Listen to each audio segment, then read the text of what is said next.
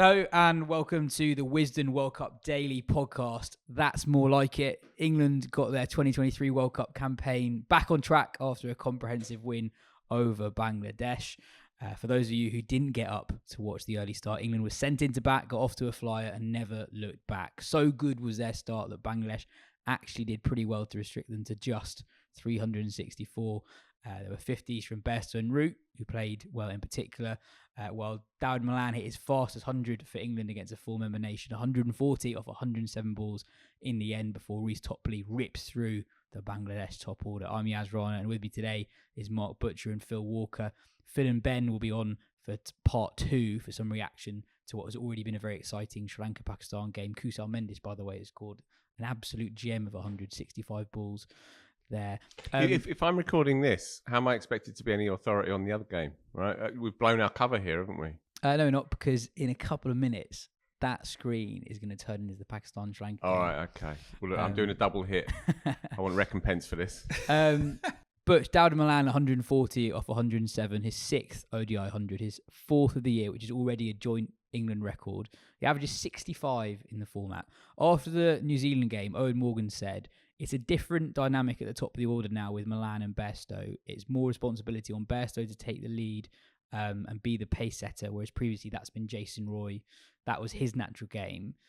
It almost feels that Malan is compared to a player, a peak Jason Roy that doesn't exist anymore. Because in this game, it was Malan who set the tone. He was the one who came racing out the blocks, and he did so brilliantly. It's almost a boring conversation now. The man is a very, very fine international player. And that's kind of it, full stop. And yes, the dynamic, the comparison with that former partnership, which changed the way that England approached 50-over cricket in particular, is not just unfair. It's just it's pointless. We've seen already in the tournament that the surfaces and the way that the game is played out, barring the South Africa run deluge, have been much more sort of in keeping with having to just feel your way in a little bit against the new ball, and keep wickets in hand.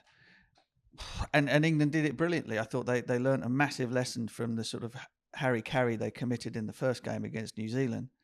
And yeah, okay, they didn't get the big finish that they were after. You know, at one point it looked like 400 was very much on the cards, but once they just sort of rattled past 250, 260 with just under 20 overs left to go, you couldn't see any other outcome than England winning the game. And Malan was a huge part of that. I just think he's a fabulous player because he has more than one way of playing. And, you know, when Jason was in his pomp, then Jason's one way of playing was absolutely fine. He didn't need anything else. But I do think that in this, particularly in the lineup that England have got, the fact that they bat so deep, the fact that they still have more than enough power all the way down to sort of numbers 8 and 9 means that they can afford to have somebody who can play a little bit more in keeping with the conditions. He's got deftness of touch. He plays the spinners really well, and you know his record speaks for itself. I think that I felt the argument was put to bed with his selection, and now it is not only put to bed; it's been tucked in, given a Horlicks, and that's the last we should speak of it. Phil, your moment of the game was Malan's early assault. I thought he's always brilliant through the covers, but I thought today he was particularly ruthless at anything towards his hip, like anything around his hip. He was very quick to sort of swivel to that short fine leg boundary. Yeah, inside 7 overs, he'd already clumped a couple of sixes over mid-wicket, in addition to 3 boundary 4s, and was the dominant figure in that partnership with Bairstow. It wouldn't have necessarily have been premeditated, but you know he'd made 14 from 29 against a really good seam attack against New Zealand. But Malan is a conscientious bloke, and he would have heard the murmurs from Morgan in particular, and while they weren't necessarily directed at him specifically, he would nonetheless have felt it a little bit. He's quite a sensitive character, and so I think a lot of cricketers, they thrive on proving points, and Malan has always struck me as one of them. He didn't need to.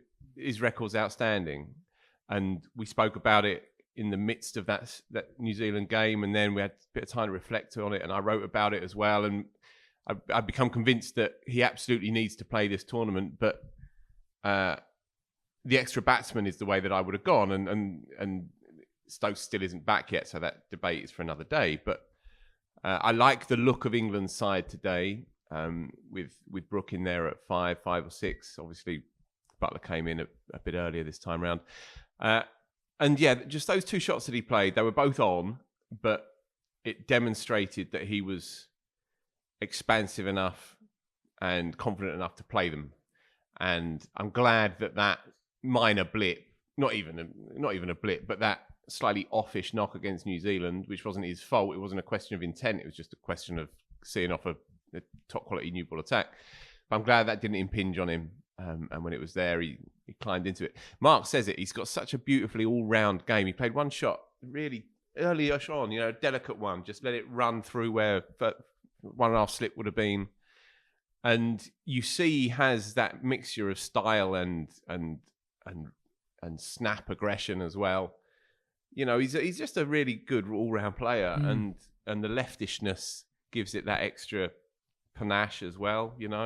I was really, really pleased for him because he often gives the impression that he's wrestling a little bit with the voices, and hopefully now this is a man on the outside a little bit as well. And I'm absolutely certain that in the England dressing room that's not the case, but it always feels as though he was kind of like he's trying to make himself one of the lads, right? And that's as much a perception from the outside as it is from within. Yeah, but I've interviewed him a few times, and you'd have met him as well, of course. Doing your TV stuff, and he is a sensitive bloke, and he's an intelligent fella, and he thinks long and hard about things, and he reads a lot. And he's quite open about bouts of self-doubt and wondering if he'd ever come back and being surprised by call-ups and those kinds of things. And so I'm really pleased that he's put all of that to bed. And in that setup, on those pitches, he could have a really serious tournament here. I mean, that's a proper statement knock. That's not getting to 100 in 100 balls and anchoring an innings. That's going out and playing out your boots. 140 and 107 balls, I think it was. And it's also how he talks about himself. After he got his 100 at Lords against New Zealand, he talked about how hard it is to break into this ODI side. And he said, you either have to be a freak or you just got to be an incredibly consistent player. So almost in him saying that, he's othering himself from the rest of the freaks. I think these conditions warrant having, from everything that I've seen so far, only 5 days into the tournament, we've seen one belter pretty much, haven't we? And everything else they've been, games where 280 might well win you the game. I mean, the India game was, that was just like watching them play Test cricket, wasn't it? With the ball ragging square and batters having a real tough time of it. And I just think in the tournament that's going to be as important. You're going to need people that can come in and give you a rocket boost in the last 10 overs or something. But you're going to need to be able to build a platform. If you end up being 4 down for not very many, you're completely stuffed. So England have got 2 players now in the top 3, in him and Root, who are capable of playing in that way. Root is just world class anyway. And England are not short of. They're just not short of guys who can go out there and bang it to all parts. So I really don't see what the issue is. I think he deserves to be there. He's played a brilliant innings, and I think it might be perhaps the most substantial knock that he's played for England. And I'm saying that in the context of him making 100 in the Ashes in Australia, but he very quickly found himself out of that team after the post-mortem of that bad tour. I wrote it the other week. He's been dropped by England more than strictly necessary, if you look at it across the 3 formats. I think this innings today will have convinced himself as much as anything else that there is no one else who is tapping him on the shoulder, and he doesn't need to read another word or listen to another minute of a podcast because he's properly in there now.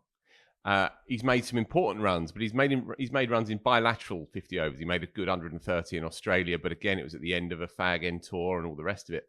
This is his first big, huge statement knock in a world tournament for England. He had a very quiet T20 tournament, for example, last year when we thought he might be the key man at 3. It didn't quite work out for him, got injured and so on. This is a huge innings for him and in his own story, and he's a streaky player. And he can go on now, for sure. And he's on one hell of a streak. I mean, just on the splits in his innings that sort of demonstrate the different modes he's got. So he was 69 or 51 just after Bairstow got out, 69 or 51. And then when Shakib bowled that really good spell, and Root got going at the other end. He was 31 off his next 40 balls as he gets to 100, and then he was 40 off 16 after he got to his 100.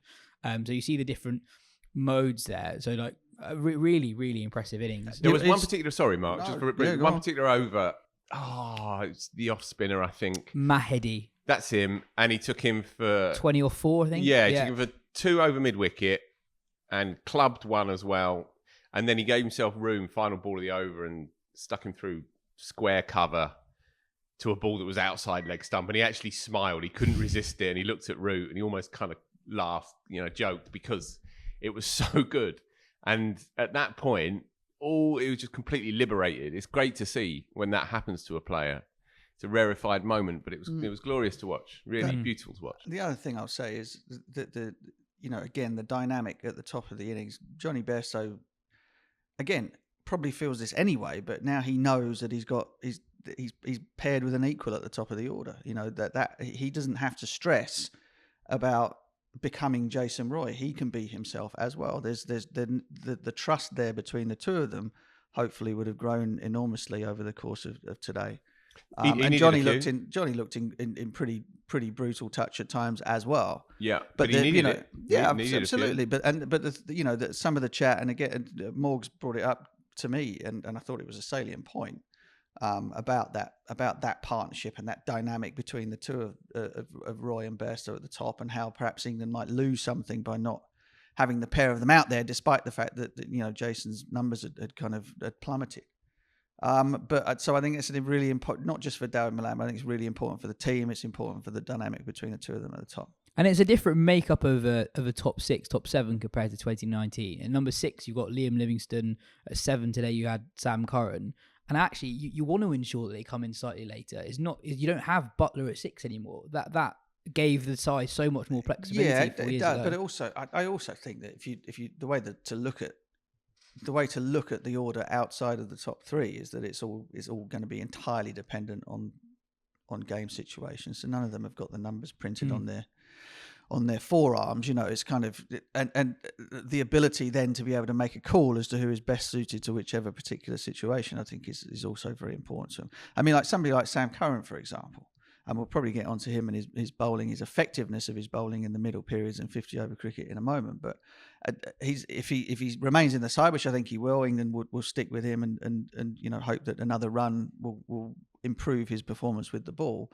But you also have the situation whereby Sam Curran is brilliant against spin, full stop. So you have a situation whereby, given whatever set of circumstances, you might throw him up there and hold the more powerful hitters back for later on anyway. England have got a lot of options there, all of which will be much more effective and much more destructive given consistent starts up at the top.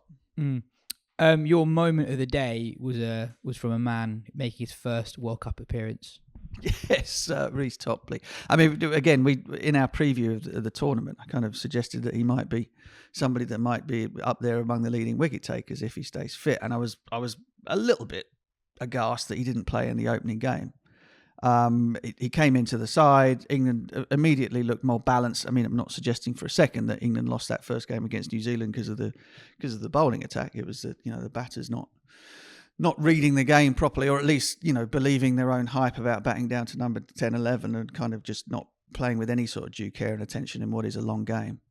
But Topley, I mean, he's just, you feel he's going to get people out. I think opening batters, somebody bowling the ball from well above 7 feet, almost 8 foot, ability to swing it, quick enough, plenty of bounce. That's just not fun. And any game that he is fit for England, he should be taking the new ball, in my opinion. Especially against a bunch of left-handers. Yeah, I mean, his record again, they kept on showing the stats. He averaged 17 against left-handers in ODI cricket. Yeah. And England, historically, in all forms of cricket, have had massive trouble bowling at left hand. Have not had somebody that you go, right, here's our guy to the left-handers, unless you're talking about Moeen. Just on the height thing, to people who haven't faced 6'7" giants, what is it about people that tall that makes it so hard to play against? Well, simply because if his length is decent, and we're talking sort of back of a length ball going over the top of the stumps, he kind of gives you, he doesn't give you enough enough time to kind of get back far enough to get on top of the ball, and you're not getting forward at it either. So you end up trapped on the crease and having to sort of play with your hands a little bit. And again, if you get with the ball that's new, you get a little bit of extra zip off the surface and whatever. He just gets people caught a slip. And slip is not a traditionally, traditionally it was, but in the modern game, it's kind of not somewhere where you're looking to get people out anymore. They're very rarely, they're gone after the first 7-8 overs most of the time. But he has the ability to just nick people off in a very sort of test match way of going about it. So he's, the fact that it moves, he can move it both ways. The fact that he's very, very tall and he's quick enough. Means and the fact that left armers against right-handers in one-day cricket are brilliant anyway, but he's in the very top echelon of being brilliant as a left-arm bowler. So he stays at whatever England do. If he's fit, he plays.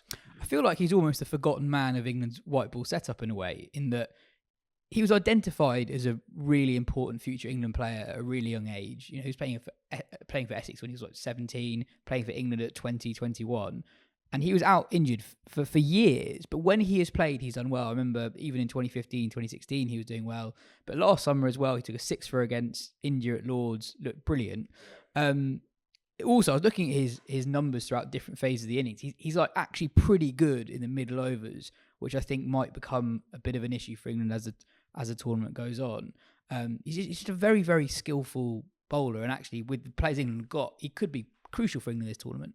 Absolutely that, yeah. And the problem is, he was given an IPL contract, had to renege on that because of injury. It's just been the litany of bad luck.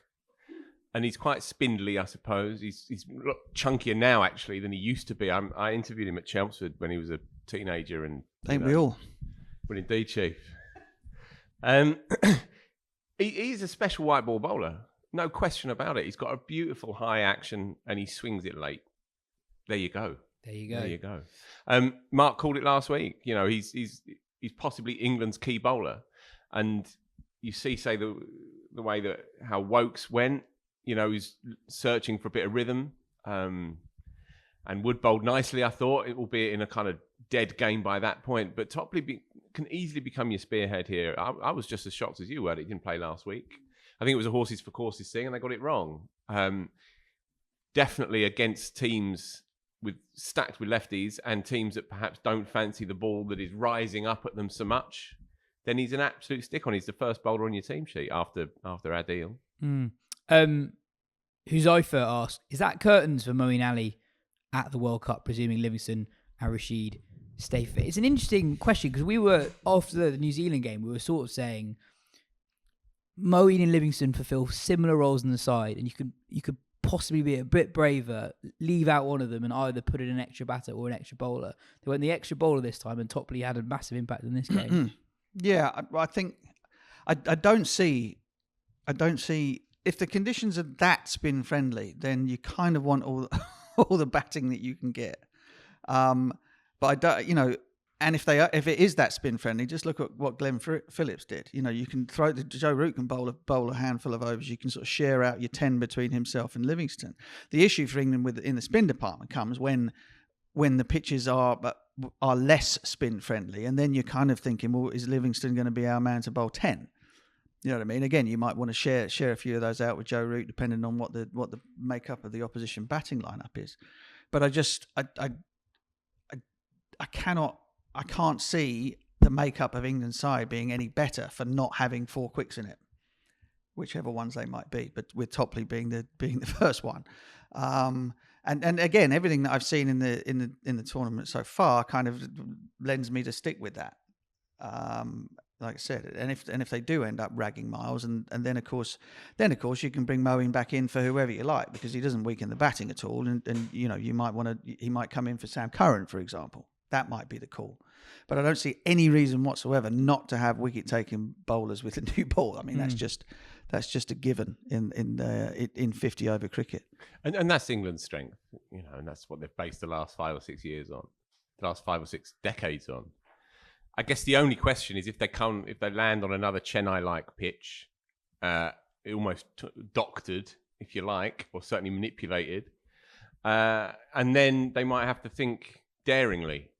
And potentially, pack the spin department so you have four potential options with Root as your fourth option. But yeah, look, on most tracks, in most scenarios, I think the team that they picked today I quite liked, really. When Stokes does come back, assuming, and he apparently had a long net, I think they were saying, did they say that today? Yeah, saw that on the broadcast. So yeah, you don't know how he's going to rock up after that, but hopefully he's back soon enough. And I'm convinced now that when he does come back in, then it is for one of Livingston or Moeen or Curran, personally. I think it would be a straight swap for Brook. Yeah, I personally wouldn't go that way. I think I was a bit spooked by what happened against New Zealand from an English perspective. And I have a question for you. Had put it this way, had they had the, because I don't think that the issue is with what happens in the batting order per se. I think it's more what the balance is down at the bottom. I don't think the batting order was wrong, or the amount of batters was wrong in that first game against New Zealand. I just thought the way that they did it. So, for example, in the scenario that England found themselves in, if Ben Stokes had been in there, would he have gone 4-4-6-4 out? Sure. You know what I mean? You can't, or would Glenn Phillips have picked up 2 for spit type thing? You know, that's the nous type of thing you're talking about, rather than the physical attributes of the players. Which is part of the reason why they were so keen to have him in, because of his smarts, basically. And he has those, his reading of game situations is just so much superior to somebody like Harry Brook, who is at the infancy of his career. And so the balance of England's side for me was very, very good in this game. And the only way that I would change it, given conditions, would be that Sam Curran would sit it out and Moeen would come in for him. That's because I'm still, as I was before the tournament started, I still don't think that Sam has got the game to be able to be a game changer outside of either bowling with a new ball, which he's not going to do, or bowling at the death. The bit in the middle is not for him at this moment in time. He doesn't have the capability of, say, somebody like Liam Plunkett, or somebody that's got a little bit more oomph behind the ball to get rid of batters who are not going at 12s. Which is what makes him so brilliant. You know, we even saw him at the death here today when all of the change-ups and things came and guys were having a hack. They couldn't lay a bat on him. When they weren't having a hack, it was just Milkingtons until a 4-ball came along. And so, that for me is the one area perhaps where there is a potential strengthening to come. And I guess that Sam Curran's role changes if there's an additional seamer.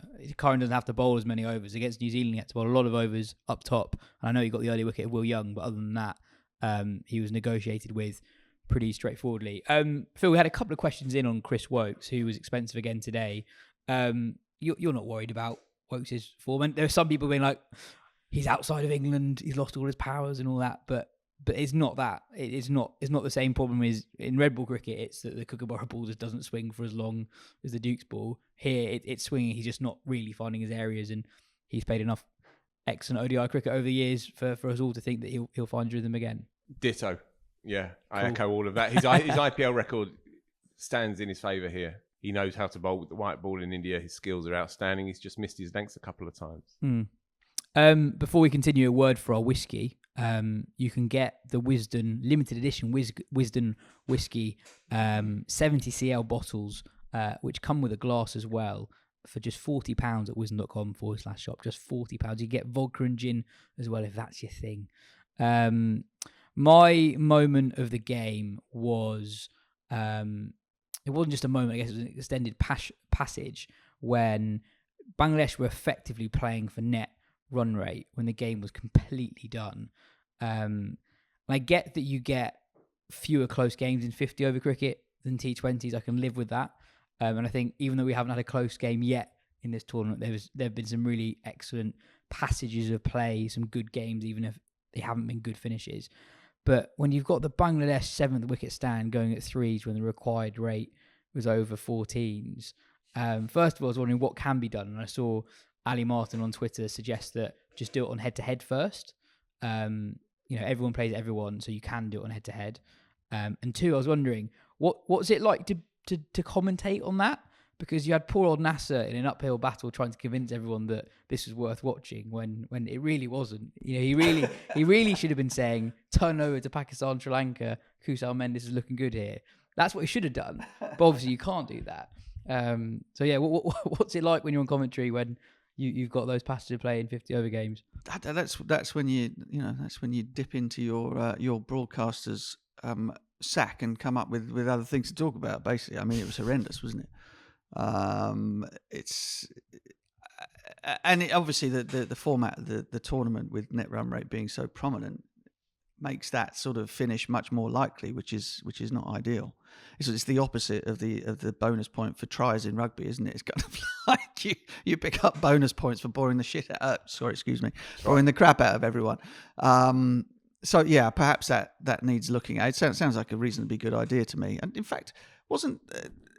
Oh no, I was thinking of the head-to-heads when they count when you go into the sort of like the Super Sixes or whatever it was, and you carry your points over that rather convoluted way of doing things when it was a 14-match World Cup. And that would Ali Martin's idea seems like a pretty straightforward one, but it's we've got a long way to go before we can talk about that for the next World Cup, unfortunately. Tim asked, "What's with the shirts?" So have you guys seen this? So England have shirts where the size of the text on their chests is not uniform. So there's some shirts where it's very big, some shirts are very small, and there's some shirts where the Castor logo is on the left and the World Cup logo is on the right, and then other shirts where it's vice versa.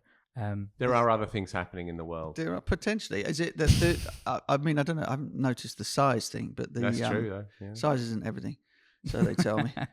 I don't believe them. It might just be sort of left-handers and right-handers having it on their front shoulder. That might be the we reason looked at this. It isn't. It's not. It's not just quite random. That. It's predominantly that, but there are some exceptions. So, okay. Spent a good 5 minutes wondering about that yesterday. That shows you just how dull the finish of that game was, doesn't it? Really? I mean, Phil, we're nearly a week into the tournament. Everyone's played. A few teams have played twice now. This Pakistan-Sri Lanka game might be a good finish, but we haven't had a game that's been close to a good finish. Should we be worried? Worried for what? For our own sanity? Yeah. More that, yeah.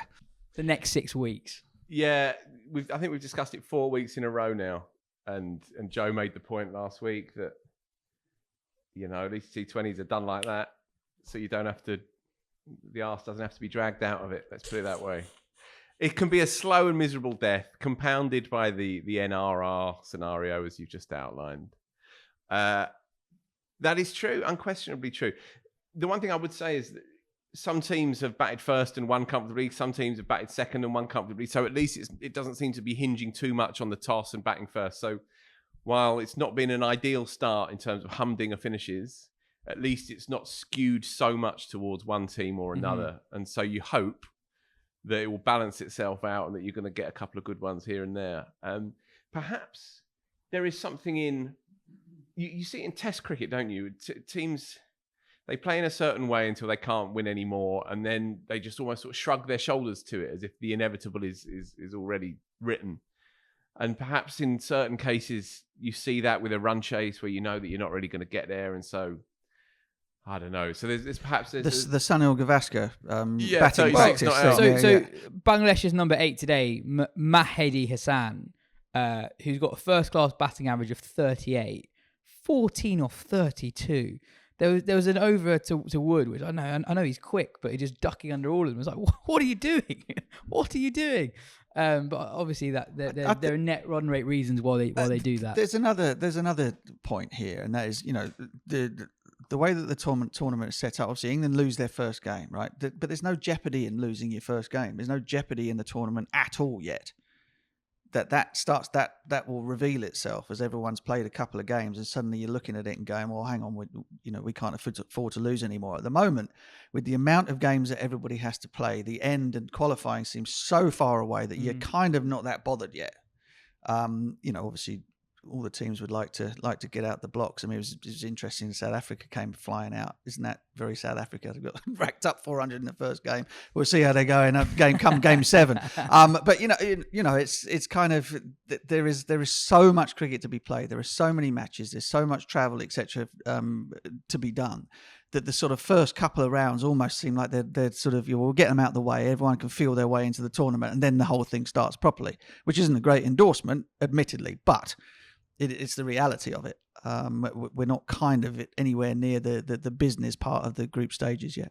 Yeah, I also wonder that the white ball watching culture is just different now. So it's not just that T20 games are over and done with, just there are so many of them. So in that period of the year from like November to April, really, where there's just T20 games going on, loads of them all over the world, loads of them are televised, all the leagues are televised. So the way you sort of watch it and follow it is you look at a scorecard and go, oh, that's interesting. You're not actually following it the whole way through. So I wonder if we're just a little bit spoiled, actually, that there's a good finish every day. And Right. you also have to bear in mind that you can only speak from your own perspective. I mean, we're jaded and we've watched a lot of cricket, but I remember being 19 or whatever it was. Crikey, hang on, I might have been a bit older than that. Yeah, 19 or just 20 when the 92 World Cup came around, and I sat and watched every single. Do you know what I mean? It's kind of it depends on where you're sitting. It depends on how much cricket you have ingested over the years as to whether or not you're kind of excited by the prospect of sitting there and watching 100 overs of the game. He's absolutely right. Look, the jeopardy in the last 2 weeks of the tournament is completely different to the first couple. So there will be subtexts and subplots and permutations that will keep you gripped as well. Yeah, stick with us, listeners. But also you've seen some outrageous cricket, right? Definitely, there have been too many one-sided games, but within that you've seen some. I mean, we're going to come to it later, Ben and me, on the graveyard shift. But Ben, Mendes, the flower pot men. Yeah, lovely.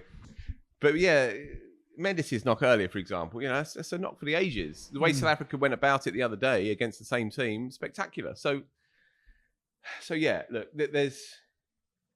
we could do with a real classic. Australia, India threatened to be it. Quite frustrating in a way that it wasn't from a neutral's perspective. 2 for 3, and then they end up sort of cruising it. But yeah, look, there will be some memorable and some legendary games. I just hope come down the pipe that the semis and the finals are tight and close, because there's always that threat with 50 over cricket now. So hopefully in about 3 years' time when the thing's done, we can have some classics to remember. Yeah, just on context, subtext and all that, just on Bangladesh, Lytton Das looked absolutely class today. In amongst the carnage that was happening at the other end, Reece Topley ripping through the top order, he looked absolutely brilliant. Shakib bowled very well as well, but just on a real positive. He's a player who really good numbers for a few years now, but hasn't really had a major tournament like this before. So it was good to see him back like that.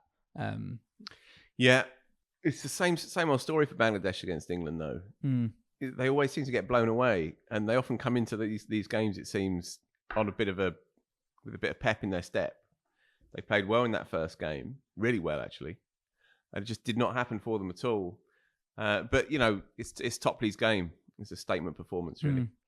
Yeah, I thought that maybe there was an injury that we didn't know about with Taskin, but I thought it was weird how he only bowled 6 overs. He only bowled 3 overs in the first 30 odd.